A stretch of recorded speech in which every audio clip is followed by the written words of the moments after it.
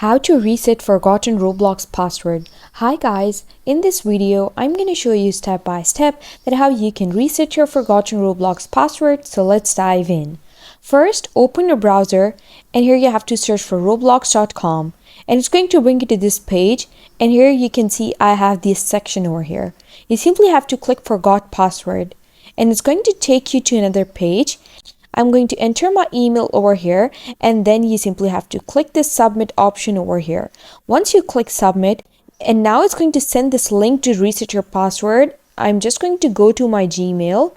I'm going to close it and going to go to my Gmail, and here you can see I have received this email over here that says I can reset my password. You simply have to click reset password over here and open it in Chrome.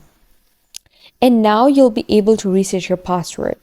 You simply have to type in the new password and confirm it and then click submit, and that's how you create a new password and reset your forgotten password. I hope you found the process easy and liked my video, and if you did, please don't forget to like and subscribe my channel. Thank you very much. See you again.